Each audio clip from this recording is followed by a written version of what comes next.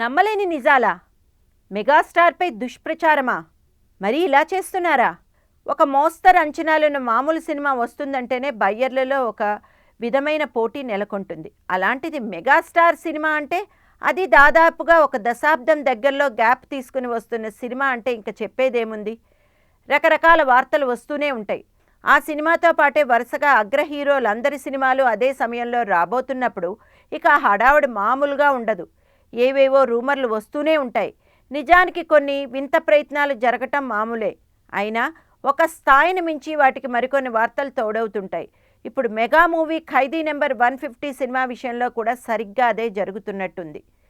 చాలా రోజుల నుండి ఇదిగో కంబ్యాక్ అదిగో కంబ్యాక్ అంటూ నాంచుతూ వచ్చిన మెగాస్టార్ చిరంజీవి మొత్తానికి 2016లో కత్తి సినిమా రీమేక్ ఖైదీ నెంబర్ 150తో ఇక తన మెగా రీ ఎంట్రీకి నాంది పలికారు.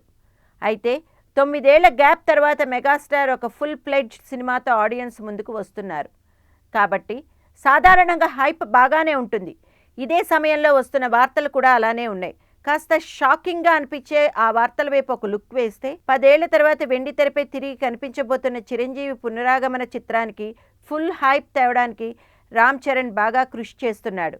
ఈ చిత్రాన్ని ప్రస్తుతం ఫామ్లో ఉన్న హీరోల చిత్రాల రేంజ్లో అమ్మి బాగానే వెనకేసుకున్నాడు. ఆ స్థాయిలో డబ్బులు ఇవ్వడానికి ముందుకొచ్చిన బయ్యర్లకే ఈ చిత్రం రైట్స్ అమ్మారు.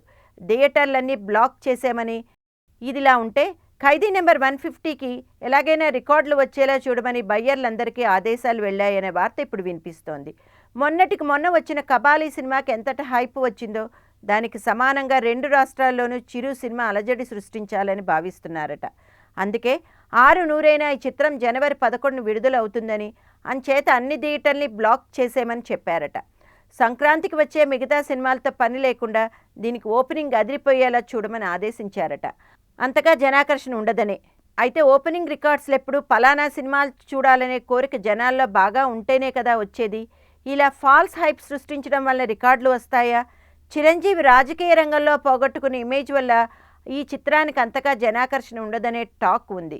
బహుశా దానికి కానీ ఈ చిత్ర బృందం వర్రీ అవుతున్నారో ఏమిటో తెలియటం లేదు. ఇప్పటికే 151, 152 చిత్రాలకు సంబంధించిన వాటిపై చిరంజీవి గ్రీన్ సిగ్నల్ ఇచ్చాడని తెలుస్తోంది. చిరంజీవి ఇక రాజకీయాలకు దూరంగా ఉండటం అనేది ఎటూ కుదరదు.